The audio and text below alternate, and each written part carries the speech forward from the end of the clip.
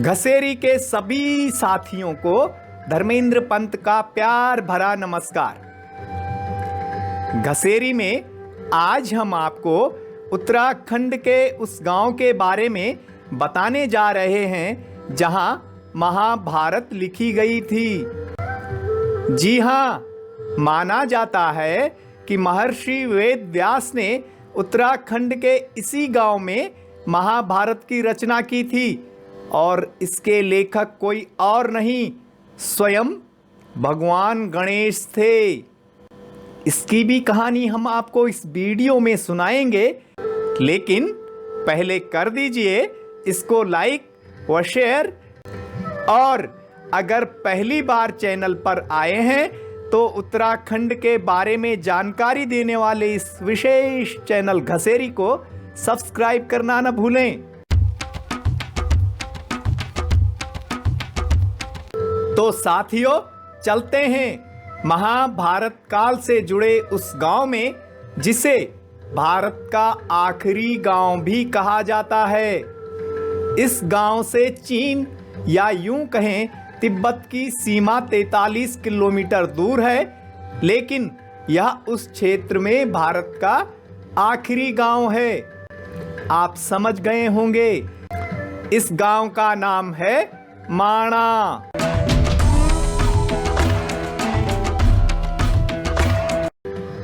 इस गांव के बाद चीन की सीमा तक कोई भी रिहायशी इलाका नहीं है, क्योंकि आगे पहाड़ बेहद दुर्गम हैं, जहां के बारे में कहा जाता है कि केवल कुछ साधुओं को ही वहां धुनी रमाए हुए देखा जा सकता है।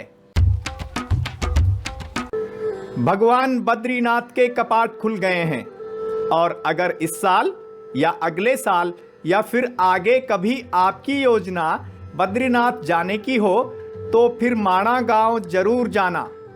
वहां जाकर आप सरस्वती नदी के दर्शनों का पुण्य लाभ भी हासिल कर सकते हैं। उस व्यास और गणेश गुफा को भी देख पाएंगे, जहां के बारे में कहा जाता है कि वहां विश्व के सबसे बड़े महाकाव्य महाभारत की रचना हुई थी।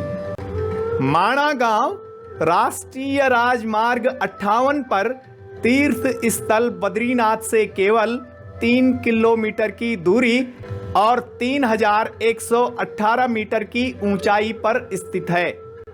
बद्रीनाथ की यात्रा पर जाने वाले जिस भी तीर्थयात्री को माणा का महत्व पता होता है, वह इस गांव में जरूर जाता है।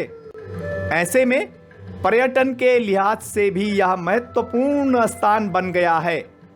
बद्रीनाथ की तरह माणा भी 6 महीने तक बर्फ से ढका रहता है।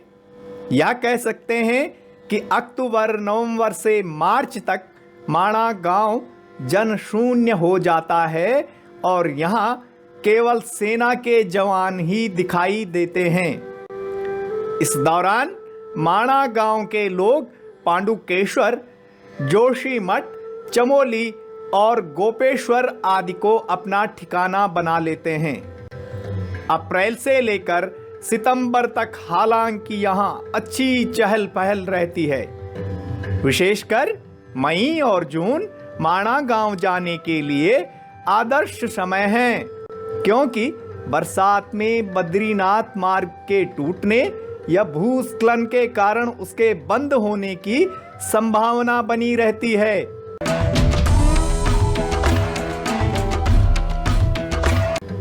माणा में मर्चिया या भोटिया जनजाति के लोग रहते हैं, जो मंगोल प्रजाति से संबंध रखते हैं। गरम कपड़े तैयार करना, तुलसी से बनी स्थानीय चाय और दाल में पड़ने वाला खास मसाला फरण बेचना इन लोगों का मुख्य व्यवसाय है। माणा गांव में प्रवेश करते ही आपको बुनाई करती हुई महिलाएं दिख जाएंगी। वे स्वेटर, टोपी, मफलर, स्कार्फ, कारपेट, आसन, पाखी, पंखी, पट्टू आदि बड़ी कुशलता से बना लेती हैं। गर्मियों में यहाँ आलू की खेती की जाती है। पहले यहाँ के लोग तिब्बत के साथ व्यापार भी करते थे। माणा गांव के घर भी पहाड़ों के अन्य गांवों की तरह मिट्टी, पत्थरों और टिन के बने हुए हैं। छोटे से घर जिनमें 6 महीने ताला लगा रहता है। अब कुछ सीमेंट के पक्के मकान भी बनने लग गए हैं। माणा में लगभग 150 घर होंगे। इनमें से प्रत्येक घर में अमूमन 2 कमरे होते हैं, जिनमें जरूरत पड़ने पर पर्यटकों को भी ठहराया जाता है। इन कमरों का एक दिन का किराया 500 से 1000 रुपए तक है। माणा गांव के लोग तोलछा भाषा बोलते हैं, जो गढ़वाली के बहुत करीब है। इसलिए जब मैंने माणा गांव के लोगों से बात की तो मुझे उनकी भाषा आसानी से समझ में आ गई थी। मुझे इससे आत्मीयता का एहसास भी हुआ, क्योंकि किसी मोड़ पर कोई न कोई यह जरूर पूछ लेता, आप कौन से गांव के हो?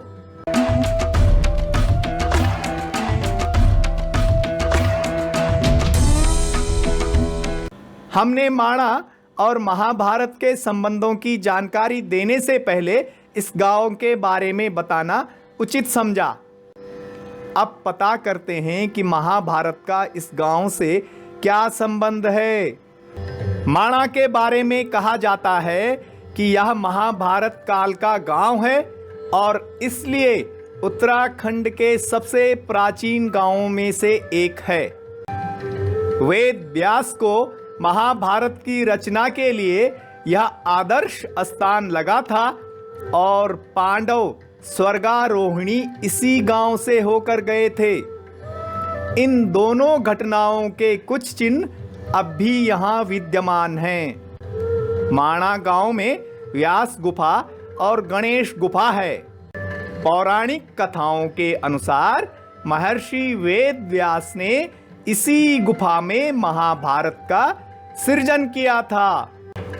वेद व्यास के आग्रह पर भगवान ब्रह्मा ने गणेश जी को महाभारत लिखने का काम सौंपा था। कहा जाता है कि तब गणेश जी ने महर्षि वेद व्यास के सामने शर्त रखी थी कि उन्हें बीच में रुकना नहीं होगा और लगातार बोलते रहना होगा। महर्षि वेद व्यास भी समझ गए, तो उन्होंने भी गणेश जी से कहा कि वह जो भी कहेंगे उसका अर्थ समझने के बाद ही उन्हें उसे लिखना होगा। इससे क्या हुआ?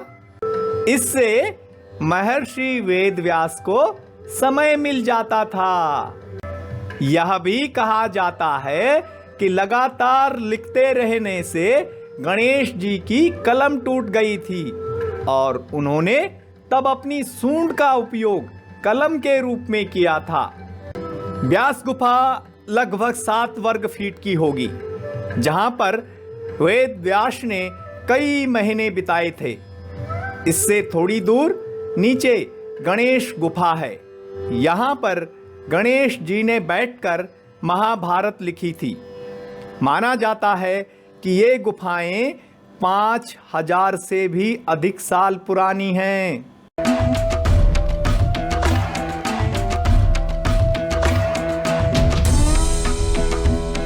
माणा गांव से थोड़ी दूर पर सरस्वती नदी है। इस नदी पर पत्थर से बना पुल है। इसे भीम पुल कहते हैं। इसके बारे में कहा जाता है कि जब पांडव स्वर्गारोहिणी के लिए आगे बढ़ रहे थे तो द्रौपदी सरस्वती नदी को पार नहीं कर पाई। पांडवों ने इसके बाद सरस्वती नदी से रास्ता देने का आग्रह किया, लेकिन सरस्वती नहीं मानी। पांडवों में सबसे बलशाली भीम ने तब 2 बड़े पत्थर लुढ़काकर पुल बना दिया था। भीम ने तब अपनी गदा जोर से सरस्वती नदी पर मारी थी, जिससे वह विलुप्त हो गई। यह भी कहा जाता है कि गणेश जी जब महाभारत लिख रहे थे तो सरस्वती बड़ा शोर करते हुए बह रही थी। गणेश जी ने उससे शोर कम करने को कहा, लेकिन सरस्वती नहीं मानी। इससे क्रोधित होकर गणेश जी ने सरस्वती को विलुप्त होने का श्राप दे दिया था। सरस्वती नदी के तट पर ही सरस्वती का मंदिर और 2 दुकानें हैं। इन पर लगे बोर्ड पर बड़े बड़े अक्षरों में लिखा भी गया है, हिंदुस्तान की अंतिम दुकान। नदी के दूसरे छोर यानी माणा गांव वाले छोर पर बर्फानी बाबा भी बैठते हैं, पूरी तरह राख से सने बाबा।